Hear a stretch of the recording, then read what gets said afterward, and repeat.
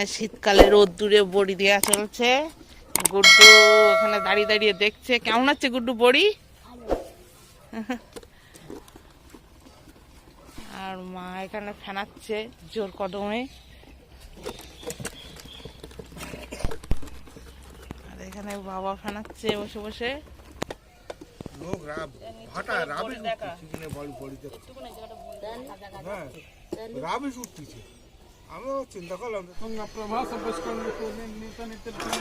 আমরা এখন গাড়ি পুজো দিতে চলে এসেছি।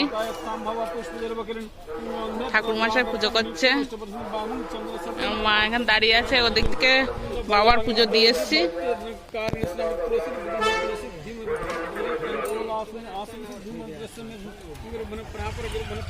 কচুয়া লোকনাথ মন্দিরে আমার এবার গাড়ি পুজো হয়ে গেল। আমরা এবারে একটু কালী মন্দিরে যাচ্ছি দর্শন করতে, শিব মন্দিরে।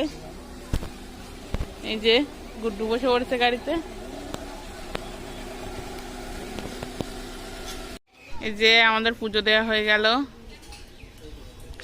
আর আমাদের পুজো দিতে দিতেই মন্দির বন্ধ করে দিয়েছে। আর মন্দিরের পেছনে বড় দুধ পুকুর, আর এখানে জল ঢালার জন্য।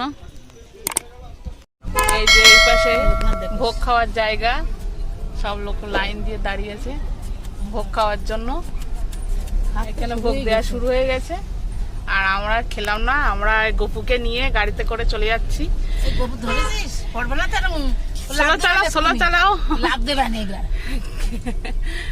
আর এই পাশে এই যে মন্দির, আমরা পুজো দিলাম, দর্শন করলাম, মন্দির বন্ধ হয়ে গেছে। এই যে না, আর এই যে দুপাশে সব দোকান, সব দোকান দুপাশে সুন্দর সুন্দর দোকান। এই যে আমরা শিব মন্দিরে চলে এসেছি, 12খানা শিব মন্দির। এটা লোকনাথ মন্দিরের পাশেই, খুব সুন্দর। আর এক একটা মন্দিরের ভিতরে এক এক রকম বাবা। এই যে এটা হচ্ছে ভগবান, একটা বাবা। এবং প্রত্যেকটা মন্দিরের ভিতরে এক একটা আলাদা আলাদা। এই একটা বাবা, এটা পঞ্চানন। যে গুড্ডু মিষ্টু বাবার দর্শন করছে, প্রণামী দিচ্ছে। আর এদিকে এই যে এক লাইনে 3টে 6টা, আর এই পাশে একই মন্দির 6টা। হচ্ছে বুড়ো সেইটা পিঙ্গলেশ্বর, এটা কাকেশ, এটা শম্ভুনাথ, দ্বাদশী, এটা শিবনাথ, এটা পঞ্চানন, এটা ব্রহ্মা